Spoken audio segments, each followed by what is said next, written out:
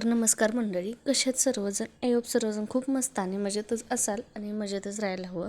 सगळ्यांना सर्वप्रथम श्री स्वामी समर्थ.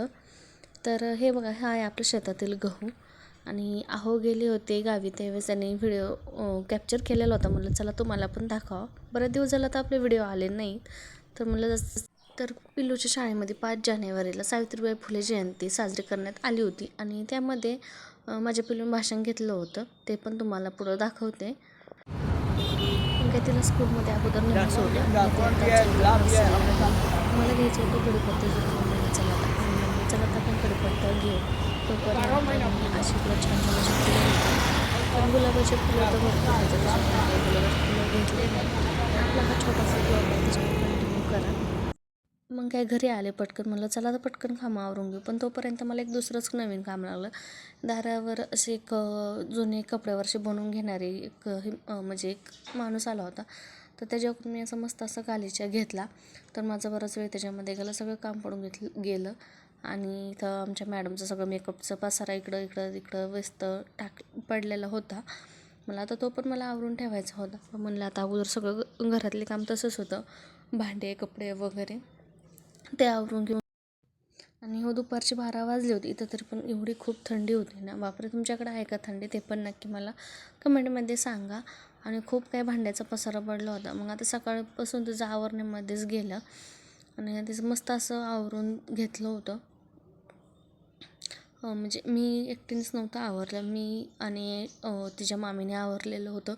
तर इथं भरपूर असे भांडे पडले होते. मग काय म्हणलं चला आता मस्तपैकी गाणे वगैरे लावले, कारण की गाणे लावले तर माझं काम पटपट आवरतं असं हे मला वाटतं. तर तुम्ही म्हणता तू कुठं गप्पा मारत होते कोण, तर अहो इकडं होते बसलेले, त्याच्यामुळे त्यांच्याशी गप्पा मारत चाललं होतं असं तसं. तर मग मस्त असं पटपट मला आवरून घेऊ, भांडे वगैरे घासून घेऊ. खूप वेळ झाला होता भांड्याला.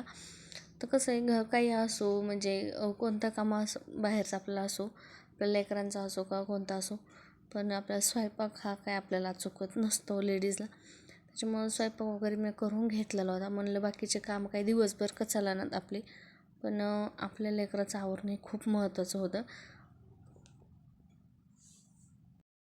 आपल्या बायकांचं सगळं जीवन म्हणजे किचनच आहे आपलं एक.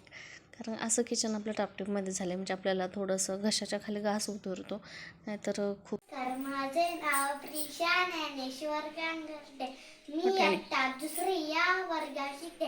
मी आज तुम्हाला सावित्रीबाई फुले यांच्याबद्दल 2 शब्द सांगणार आहे. शिक्षणाच्या स्वर्गाचे जिने उघडले दार, शिक्षणाच्या स्वर्गाचे जिने उघडले दार, तीच सावित्री आज जगाची शिलेदार, तीच सावित्री आज जगाची शिलेदार. सावित्रीबाई फुले यांचा जन्म 3 जानेवारी 1831 रोजी सातारा जिल्ह्यातील नायगाव येथे झाला. त्या भारतातील पहिल्या महिला शिक्षिका होत्या.